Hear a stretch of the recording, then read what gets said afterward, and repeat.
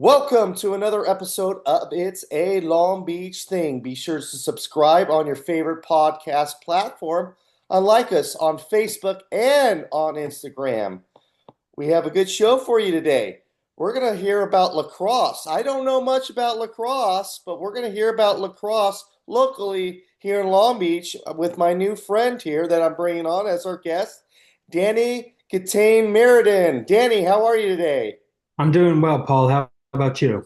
I'm doing good. I'm excited for the conversation. I'm glad you reached out to me and wanted to talk about lacrosse today. No problem. Well, let's dive in, shall we? Absolutely. All right. What is your first association with this great city of Long Beach? So my first association with this great city of Long Beach is I was born and raised here in Long Beach. I came through the Long Beach Unified School System. I was in a dual immersion program starting from Patrick Henry till second grade. My folks wanted me to be bilingual in Spanish, so I had the amazing opportunity to read, write, and speak the language. And then from third to eighth grade, a friend of mine's mom and my mom created a charter school in downtown Long Beach. It was called the New City School. So we continued doing the dual immersion process. Um, and then from there, I went to Millikan High School, ninth through 12th grade. I enjoyed it a lot over there. And then I went to Long Beach City College, got my undergrad in history because I fell in love with history from an early age. Then I transferred to Long Beach State, got my undergrad in history. Then I was told by a friend of the family that there was sport management because I also wanted to get into sports because sports had always been my passion when I was a little kid. And I knew I wanted to focus on sports because from an early age, I always wanted to, as I said, do something in sports. So I did the sport management program at Long Beach State for my master's. And currently, I am at Long Beach City College as an athletic equipment technician. So that is, I am getting the uniforms ready, washing and drying them, setting up events for sports, and breaking down. So Randy's your boss? Randy's the dean, so he is one of my bosses. The other boss is Cal Stewart. He's the athletic director over there. So I am very fortunate to have two bosses. And I really appreciate working under both of them. Right on. Right on. Well, let's back up a minute. I know we're gonna get into lacrosse a lot here in the conversation and about sports. I love sports as well. Um, are you still bilingual? Yes, I am. Right on. And it's all because of the classes you took at Patrick Henry and the classes you took in downtown Long Beach, correct? Correct. Wow. Is your parents bilingual? They're not bilingual. I'm the only one in the household that is bilingual. I love that. What made them think that they wanted you to be bilingual? They wanted I think learning a different language because it goes a long way. So when you are applying for jobs and if you say, "Hey, you're bilingual," many people look at that avenue of people. So when I have the opportunity, it's hilarious because if we go to restaurants and if it's at eateries that have it's like Mexican food, like I will order in Spanish, and some of these workers look and they're like, they scratch their head, like they're like, "Wow, this guy is understanding our language." So then they start conversating with me, and then they're like, "Wow, you're very fluent." So, and it's really good because I'm able to have good conversations with them, and it's very fortunate because I could use it for like if I'm at work or, as I said, at a restaurant. So.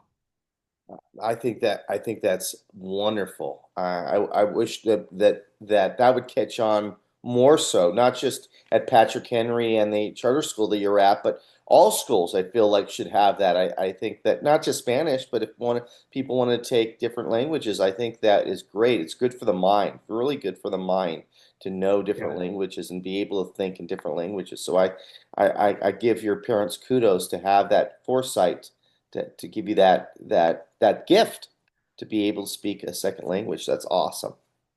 Thank you. You so I know you told a story about lacrosse and with your grandpa, but what other sports did you play growing up? Because you said that you love sports. So what did you play growing up? So I come from a non-traditional family. So basically, when I mean non-traditional, it's sports that many people haven't heard about, which is like lacrosse, rugby, because my dad is from New Zealand. So he was like where he's from, rugby is a big thing. So I could say I didn't start playing sports till middle school level. So I was into rugby. I got into rugby actually, I should say, because I was like, let me give it a shot. But at a young age, I was playing it, but then you have the mindset like me, I didn't care for coaches yelling at me.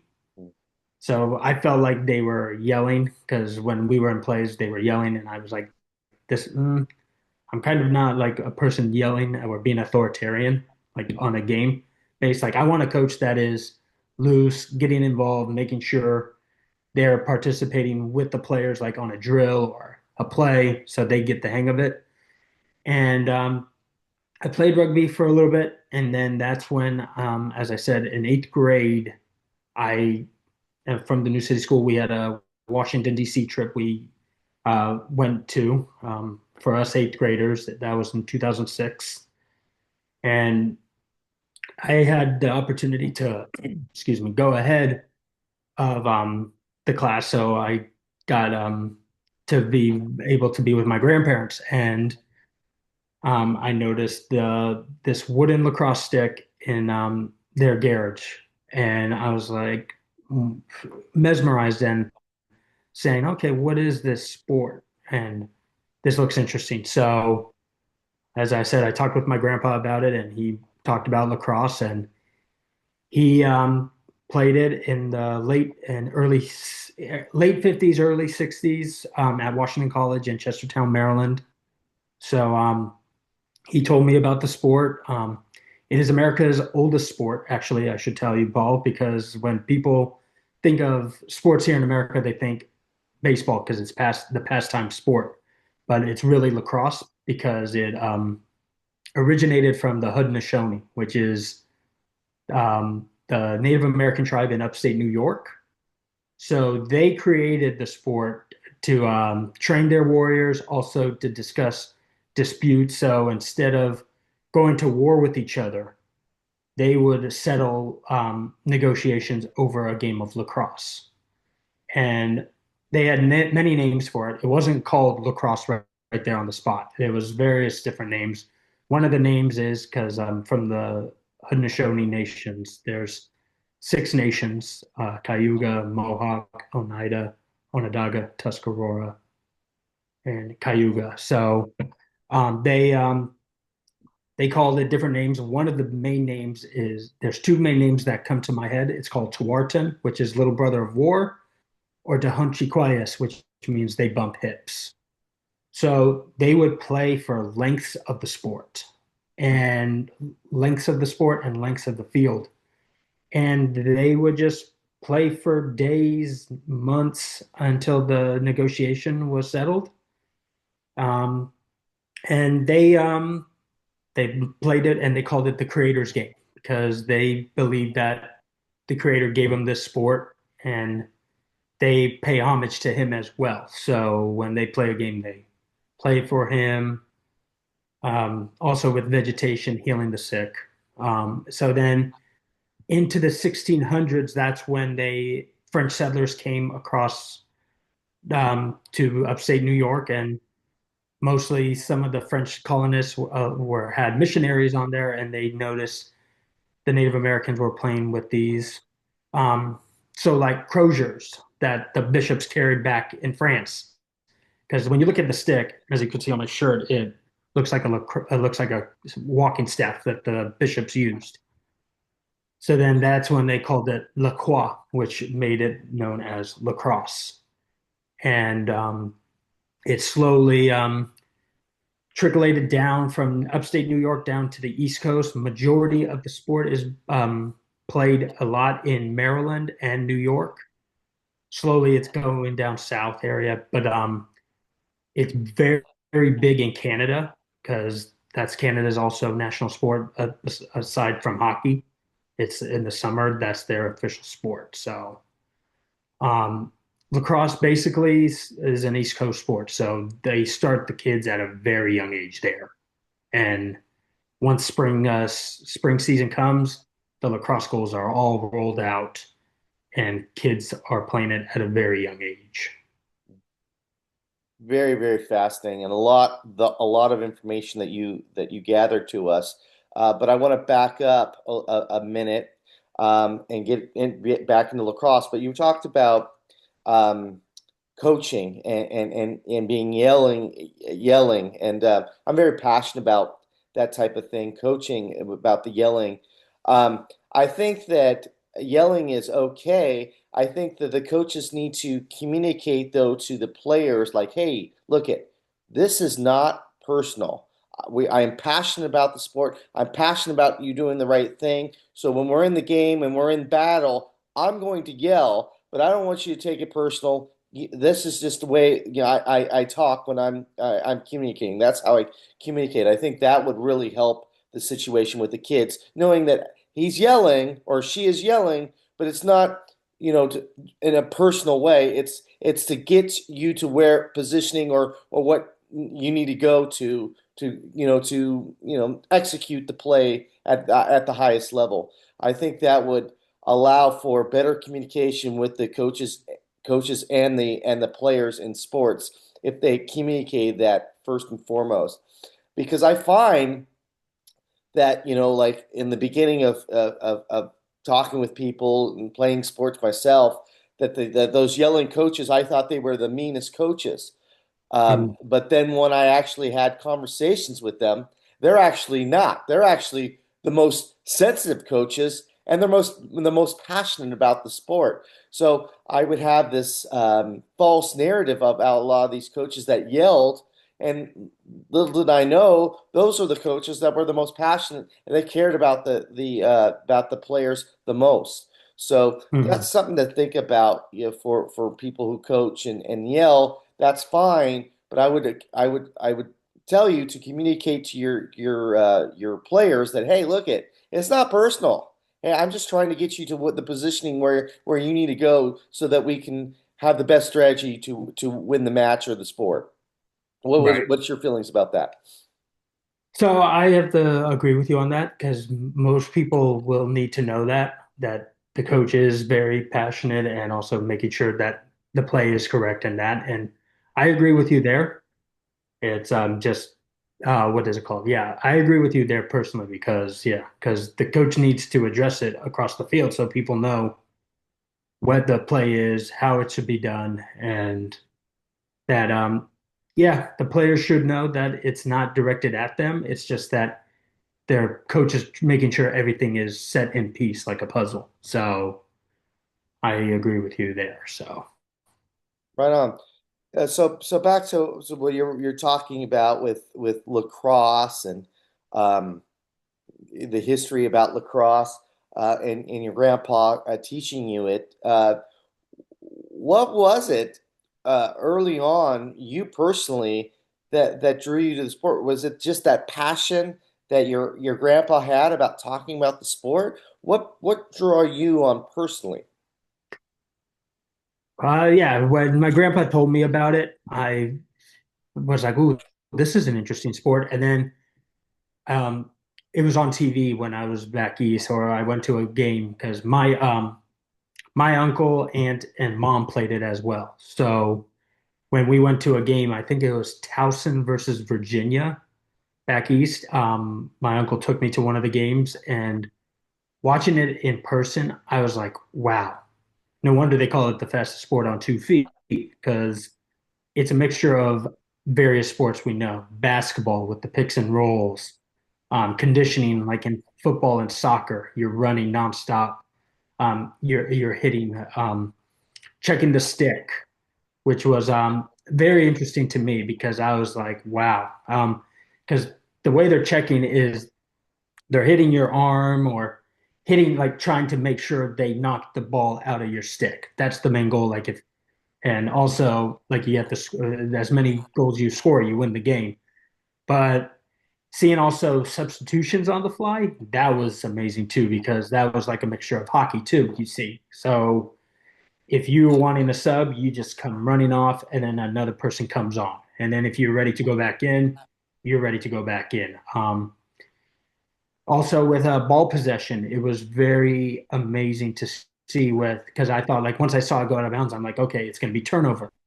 But basically, they say the one that is closest to the ball gains possession. So if my team had the ball and I was able to pass the ball to different teammates, and then I ended up shooting on goal and I missed it, but my opponent was close to it out of bounds, we regain possession and we keep it until we score. But if we don't get to it, the other team gets it. So it's caused a turnover that way. So I was very intrigued. So then um, me and my cousins, as I said, they're big. It's big on the East Coast, so they were familiar with it. So me coming from California, I'm slowly getting the hang of it. So I was able to play catch with them, and then that's when I was like, wow, if Long Beach had this, I would be playing automatically. Um, after eighth grade, I was what's it, should I say? Was looking through the Guardian Gazette, or one of my family members actually saw it and they pointed in the direction. They said, "Hey, there's lacrosse going to be happening at Whaley Park." And I said, "Oh." So I was able to go to that day and I got to meet the founder. His name was Glenn Styrone. He was an East Coast guy from Long Island, New York, and he had like so-called miniature clinic, getting people who were not familiar with the sport hooked on it. So like learning the gear, the equipment, and we were passing around, and I was like, wow, this is really cool. So then that's when I was getting into high school, and thought to myself, it'd be wonderful to play this sport through my 4 years of high school. So I was very fortunate to see that Glenn Styrone created a club lacrosse team for all the high schools here in Long Beach at the time, which was, as I said, you had a mixture of people, like some from Milliken, some from Lakewood, Wilson, Pauley. We all played as one team, and we had practices Tuesday, Thursday nights, and then games were usually on the weekend. So we tended to be either going to games where other club teams were very experienced because they've been established at an earlier year establishment, and then we had very few subs, so we were very fortunate to learn all the positions. So when it came time, the coach would tell us, "Hey, I need you at defense or offense." So we were very familiar with the positions, and our time when we played, we were able to travel from Long Beach to La Quinta or Temecula, and far south that way, or from up north, like the farthest was Santa Clarita. So we played different club teams, and then slowly those some of those club teams we didn't see anymore because then they were able to certify them through CIF to be their sport at a school. So the clubs teams were slowly decreasing. And then by the time I graduated high school, they were some of the high schools in Long Beach were starting to look at the sport. So I was very fortunate to see that the Moore League at Long Beach Unified was looking into having lacrosse. So then Paulie Wilson and Milliken were the first three to certify it for their sport. And then they were just playing each other when it came to league play or various other teams that had the sport. And then it later went on to be with Lakewood at the time, Cabrillo, and now more recent we've had Compton High School join us. So they were partnered with Harlem Lacrosse. So it was really cool to see that. And then we had a couple out of school districts join our league, which was Downey and Linwood. And as right now, we got 7 schools that are in the Moore League. We just and out of the 9, because Cabrillo, I was very fortunate to be one of their coaches, but it had an up and down season. Um, and then I'm hoping Jordan gets it. So then we could have a total of 9 schools in the league and be able to play against these other team leagues, and it'll be amazing to see. It'll be grown just like it would be. So your goal is as somebody, 4 or 5 years old when they get to high school, lacrosse is going to be just as popular as baseball, football, basketball, all these other sports, swimming, all these other sports, correct? It's just part of the category that you could play. Exactly. I think that's great. Um, something fascinating that you had the opportunity with because you were coming in as a club team with with Paulie, Milliken, Wilson. So you made a bond with other schools that other kids today wouldn't do because you were playing with kids from other schools. So kind of talk about that you were able to make a bond with these other schools because they were on the same team as you with club.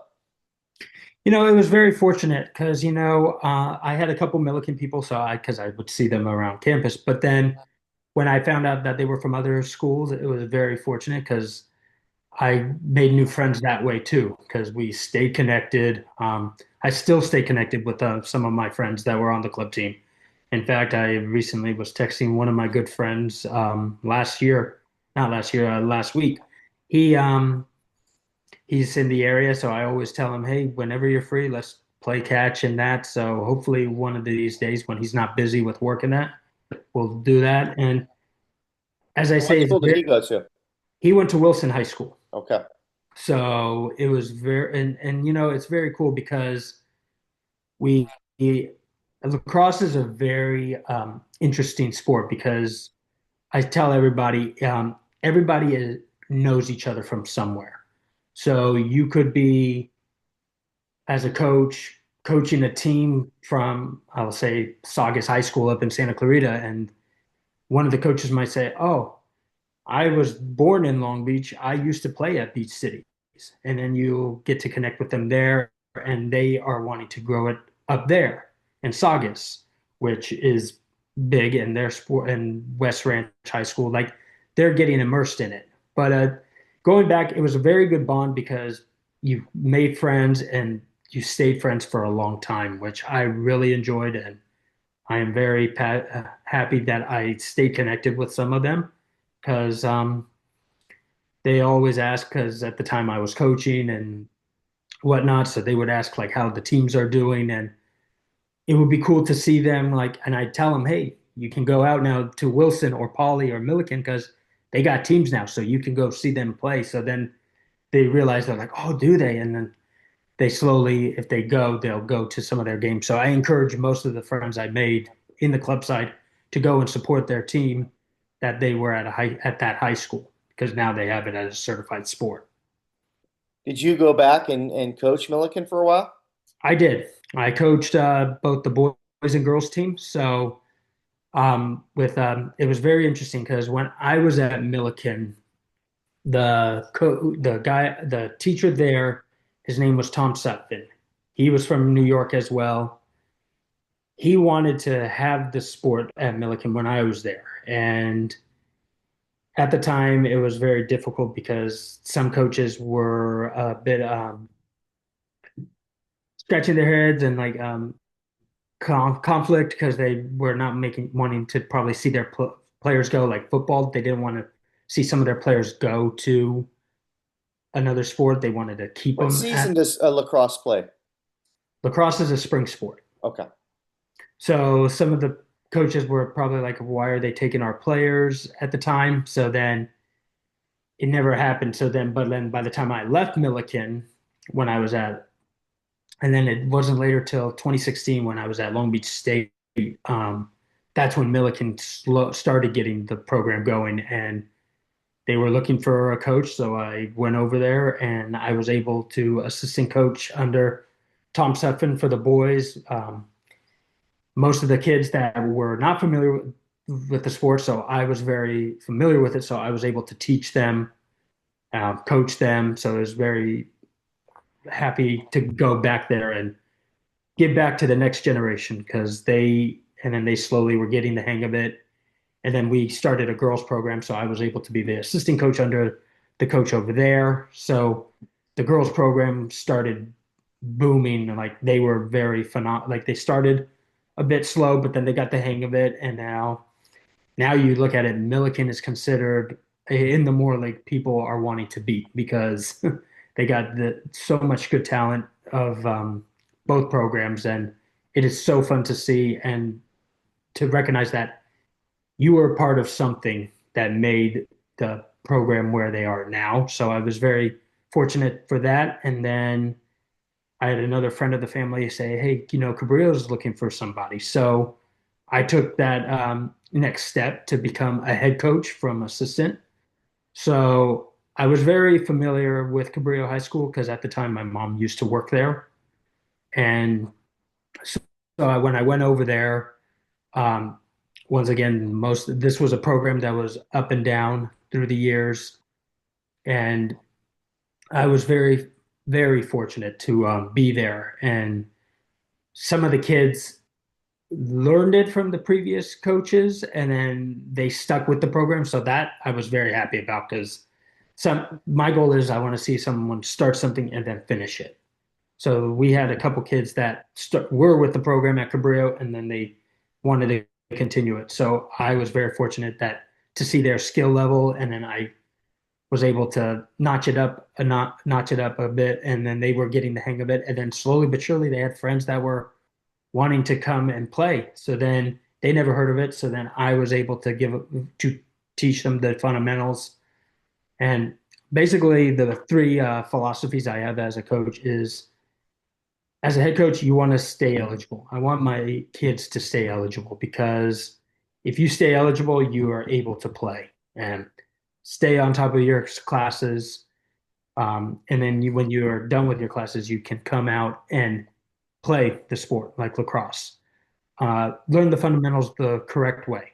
I know, like when I was doing summer camps, I noticed some kids were taking shortcuts like raking the ball, which we tried not to convince people to rake because someone will come out of nowhere and check that stick, and you'll be like, "Oh, what happened?" So just learn the fundamentals the proper way of lacrosse, how they're done, how to play it fairly, um, and then just go out there and have fun. And that was what my high school coach told me, and even if we were losing a game and he had a timeout, he just made sure that we were having fun out there. Because if we weren't having fun and we were like, what is the point? But we had so much fun playing it. We always had good conversations after it. Even if we lost, we knew what we had to work on. We had our positives, what we improved on in the game, and then what we need to work on. So then when it came to game day, we knew what game day or practice, we knew what we had to achieve and accomplish. I love that a lot because I work with high school and college athletes on the mind. And one of the things that I preach to them, obviously academics number one, but fun, having fun. And the reason why well, that's the reason why you're playing the sport in the first place, right? Because you enjoy it. You want to have fun. That's why you're doing it.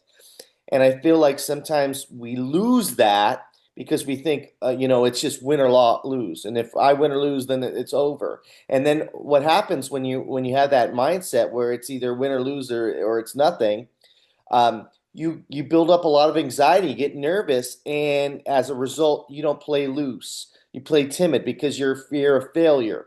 And if you have fun, you're in the moment. You're not thinking about that. You're concentrating on what's going on in the now because you're enjoying it, you're having fun, and as a result, your play is much, much greater, especially in higher tournaments. I'm sure, and we're all human beings. The higher the tournament, the level of anxiety it goes up. So if you have a coach that preaches fun, I think goes a long, long way in any level, from middle school all the way up to the pros, talking about that fun. Yes. Yeah, so I think that's great. I think that's a great philosophy that you have. Are you still at Cabrillo?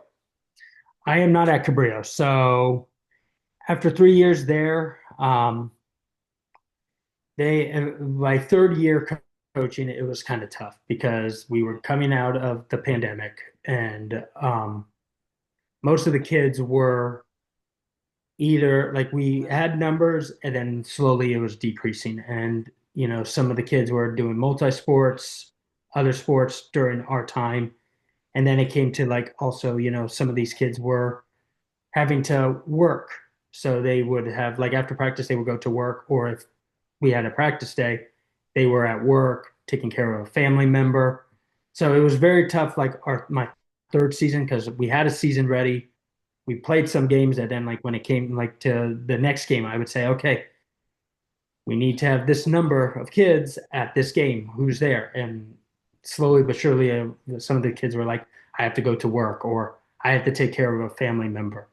So it was interesting because we were noticing that most of the games we had to forfeit, and because we didn't have enough players. And the AD talked with me, and he's like, we will have to cancel the season. And I said, understood. And um, I slowly moved aside from coaching. I still want to get back to coaching, but and then that's where I am now with Long Beach City College as an athletic equipment technician, because that was my second favorite thing, was working with equipment and being close to coaches and players, because um, it all started when I was the chain gang manager at Long Beach City College for a football game. So I would be the one point person to talk with the refs and introduce the chain crew to games.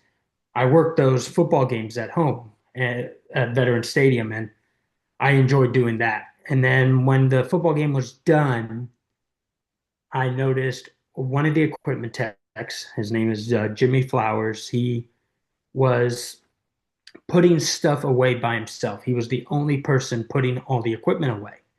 So I went over to him and I said, "Hey, do you need help?" And he's like, "Yeah, sure." So I was able to break down stuff. And then found the passion of saying, you know what? This is a great and amazing thing. I would love to do this. And slowly I would do that after home games, after football games to help Jimmy out. And then I was at the time also working at a restaurant down in Second Street. It's no longer there. It was Papalucci's Italian restaurant. Um, it was one of the greatest restaurants of Italian food in Long Beach. Yeah, it was around for like 25, 30 years before it went away, huh? Yes. Hmm. And that restaurant held special meaning to me because before I was born, my family would go there, and then we slowly went there when I was growing up. That's where I got familiar with the cooks. I was able to go into the kitchen, talk Spanish with them, enjoy spending time with them. Great owner there, and we're still friends with the owner, Danny Tarantine. And then I was very fortunate to work under him for 8 years. So it would on days that I worked at home games of Long Beach City football, I was working there. If they were on the road, I was at the restaurant. And then slowly that's when I got into saying, you know what, I really want to stick with sports no matter still.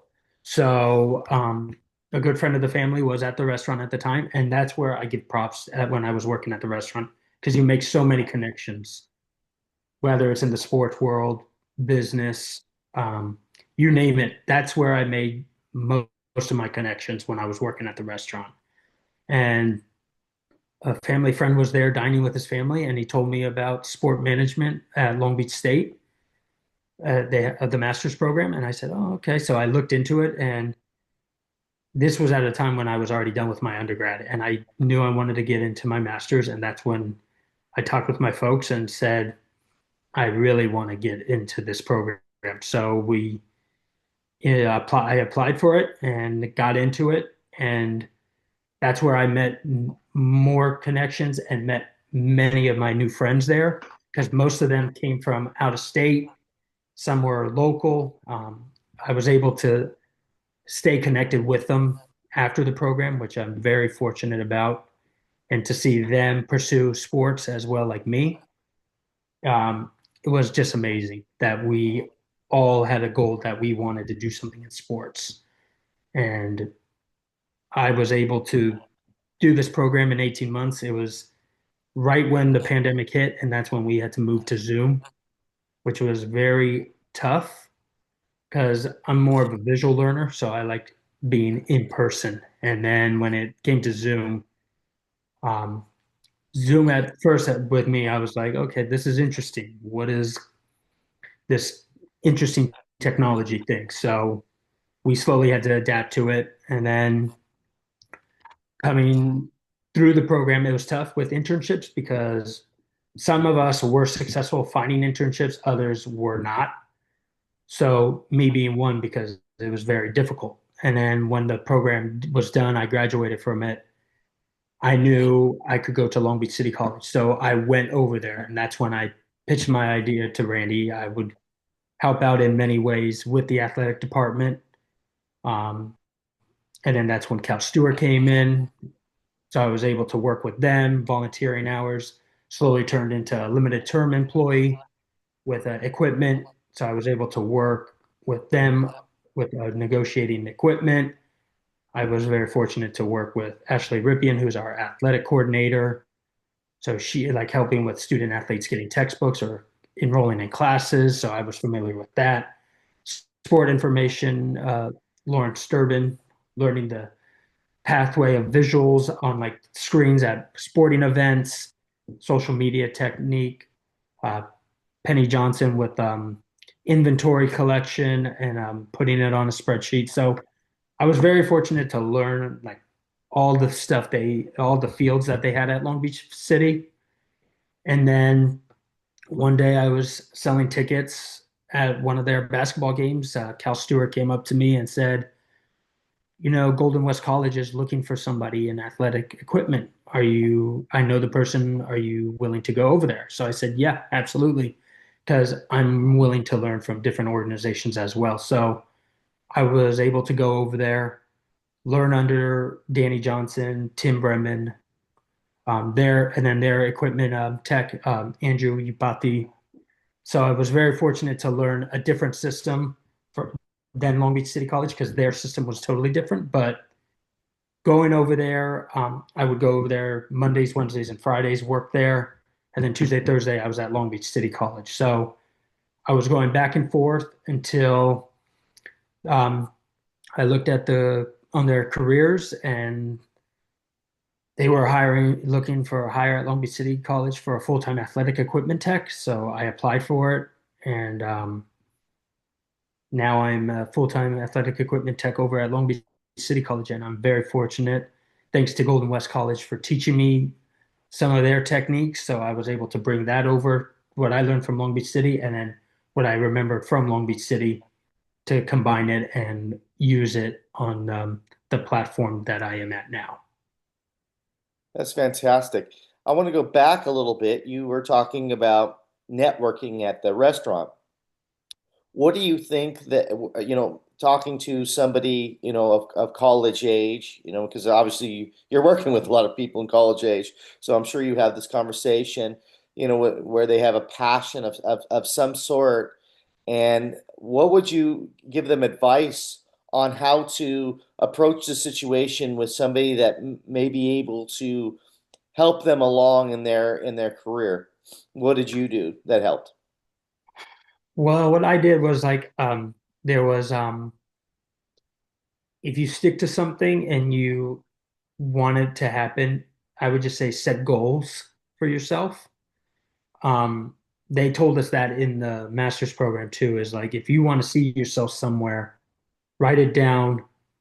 When you wake up, you look at that and then you put it in your drawer, and then the next day you look at it. So if you set goals, what you want to do in life, which was for me was I wanted to pursue something in sports, and I was very fortunate to be get where I am with athletic equipment tech. Um, I know that if you just set your goal on stuff that yeah, there's gonna be ups and downs, but you want to make sure that your ducks are in a row, that you are following what you want to do. And then um, when I was at the master's program, I knew I wanted to do something with lacrosse because when I was in the program, they any project we did as a group as a class, we were in group projects um, or individual assignments. I always did something about lacrosse because that had always been my passion. I wanted to do something with lacrosse, and when we were done with the program, we had to do a capstone presentation. So it was like kind of like Shark Tank. So it could be something made up, something that is currently happening in today's society, or um, pitching an idea to a current organization. So for me, I wanted to do something with growing the sport of lacrosse here in Long Beach.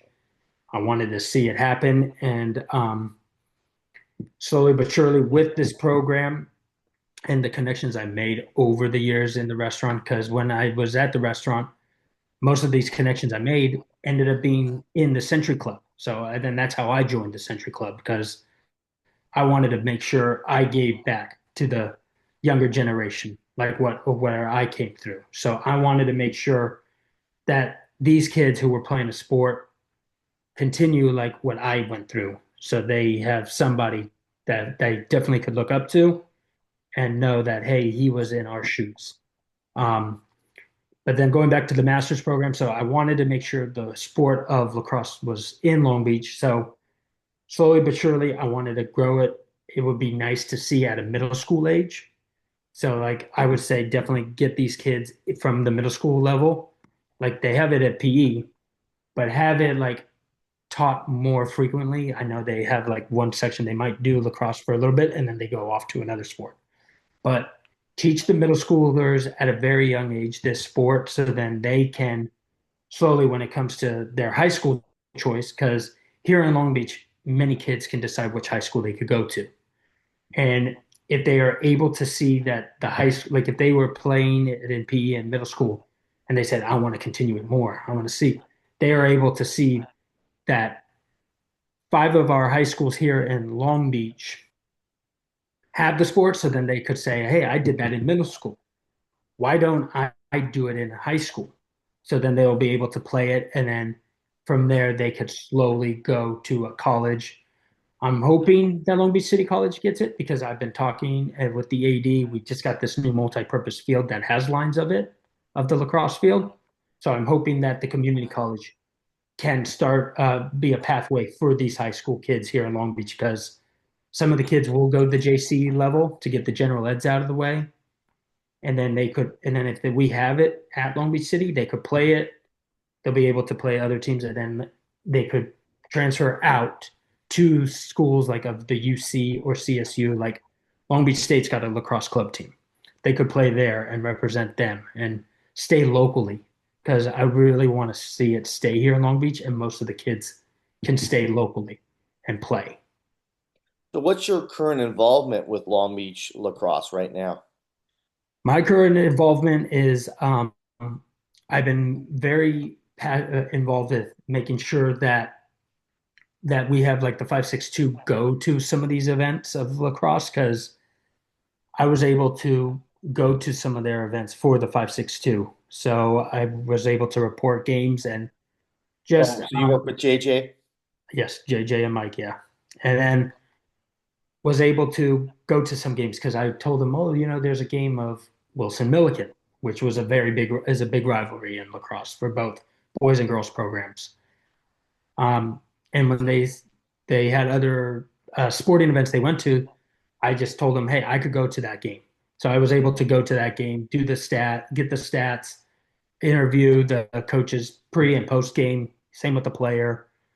And then I was able to write up stuff and then send it to one of them. Mostly it was JJ, and he would be able to publish it.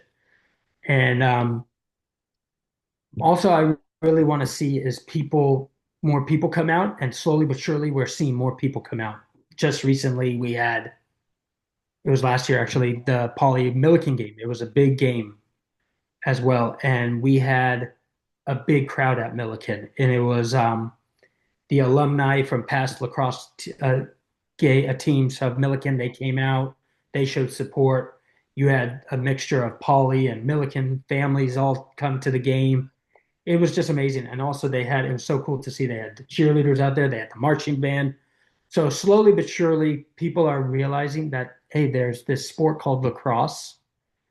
We should know about it. Like many people, as I said, know about the traditional sport, but then once they see lacrosse is at their school or if a friend is playing it, they're either watching them practice or they're like, you know what, I want to play it. So then I am a big advocate for multi sport athletes.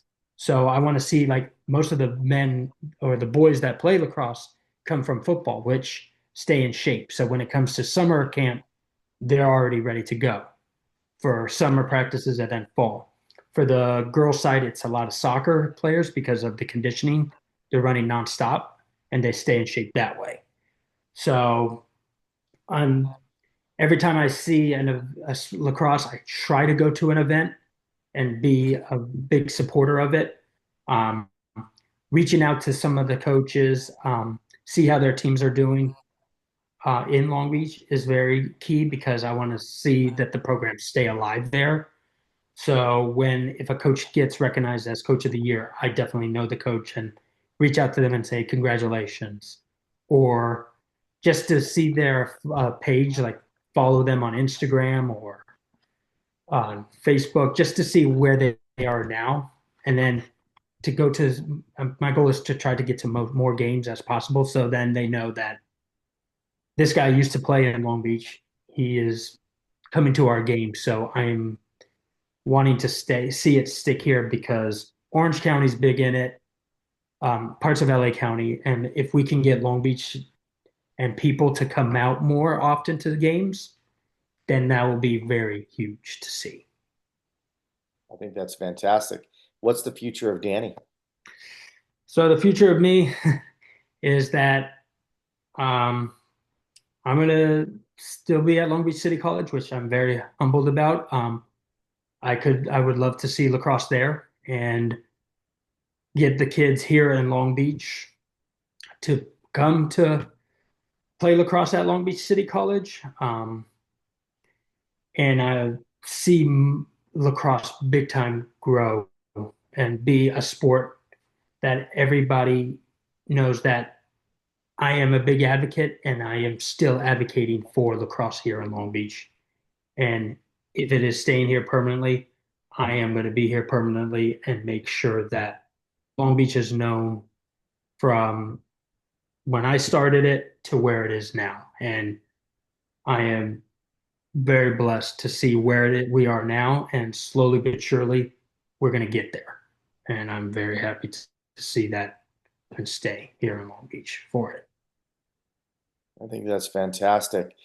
Is there any other lasting words that you want to share with our audience about lacrosse or about yourself or anything that you want us to know? Um, yeah, so a little bit about some more about lacrosse is that we have currently in California 27 club lacrosse teams that are of the college level. So if they can go to a Cal State Fullerton game or a Long Beach State game, I know there's a website, it's mcla.us, I believe it's called. Just go to some of those games. Even if you're not familiar with the sport, it is fun to go to. You could be moving around. That's the one thing about lacrosse too, is like if you go to games, they don't like if it's in the stadium, you're not assigned a seat. Like you could be moving and watching the game play. So that's one cool thing. Um, it is also with LA 28 coming up with the Olympics. They are bringing lacrosse. So it's a different format than before because I know there's 10 men on the field or 11 for women. It's called sixes and it's six versus six. It's like half court basketball. You score a goal, the goalie clears it. It's going to be very fast paced. Um, People should go out and watch the sport when it comes to LA 28. And then basically, if a bit about me is that if you see me at a lacrosse game or at Long Beach City College or working an event, just stop by and say hello. If you want your kid to play lacrosse, come say talk with me about it. I'm all about making sure that they learn the fundamentals, and then I could do private lessons and such, and then get them mesmerized. And then when it comes to their high school level, they'll say, "Hey, I wanted to play it at Millikan." Well, you can go over there, and they have the sport. But yeah, if your kid, boy or girl, is interested in lacrosse, just hit me up or whatnot. I'm really wanting to see the kids fall in love with a sport that I fell in love with, and you can make connections like how I make connections through the lacrosse world, and I'm still making connections through the equipment tech world or lacrosse world, one of those two. But yeah, Fantastic. Danny, this has been a great conversation. I can feel the passion from you about the sport of lacrosse, and I know it's near and dear to your heart. And as a result, that it's near and dear to your heart, you're changing lives for the better, not just in lacrosse, but just in people in the community and finding their way. I mean, lacrosse might just be something that keeps people safe in Long Beach. You know, they may be doing something that they may not be supposed to be doing, but lacrosse might be that pathway to keep them doing something positive so that they have something to look forward to with their academics going forward. So I think this is bigger than lacrosse. So I really appreciate you being an advocate for lacrosse and for the community of Long Beach. thank you. And before I let you go, I always like to end with a fun question. Where are a few places you like to eat around town in Long Beach? Oh, there's a lot. I'm a big foodie here in Long Beach, so there's a couple. There's a local family-owned restaurant. It's called District 4 Pizza. So I enjoy their pizza, their wings. They're very family-friendly oriented. They got a arcade room for the kids, parties for kids, a party room for them, um, adult section like for the adults to enjoy. Their pizzas, wings are phenomenal. That's one place I would recommend. My man Ian owns that place. Oh, okay. And then there's a place called the Eldo. It's a very good place that's on Studebaker, close to Eldorado Park. Um, very good food there. If you're very into like exotic food, like South African food, their food is very good. Um, basically, I was going to say Papalucci's because I worked there, but they're no longer there. But he has a different place called Tarantino's Pizzeria. It's in Pasadena. It's the same food, different name, but that was the original place before he opened up Papalucci's. So I would say go there. But in Long Beach, I would say Eldo District 4, Boathouse on the Bay is very good food. What else is there? The 908 at the hangar, very good food as well. So I would those are the top three places I would encourage people to go. If you're talking about like old school, like keeping operating, the Potholder is a very good place to eat too. Um, so yeah, so those are like my top four areas to go. So You can tell that you still hang around the Milliken area. The restaurants that you named are all in kind of the Milliken area. pretty much, yeah. So and yeah, Right on. Well, Danny, thank you for your time. Thank you for reaching out to me. I really enjoyed our conversation today, and I know that lacrosse is just going to grow and grow and grow, and especially in Long Beach. It's a great sport. I want everybody to get involved. You know, even if it's not your main sport, just go out and play, have fun with it. And thanks again, Danny. thank you very much, Paul. And one more thing is also that I was going to say like I hope to use you as a reference because if we slowly get something going, especially in the lacrosse world here in Long Beach, I could definitely use you as a point person. And if you could help out in any way, just seeing what you can do, over the times of what I've seen you do will be phenomenal. Love to help any way I can. I appreciate that. It's been a Long Beach thing.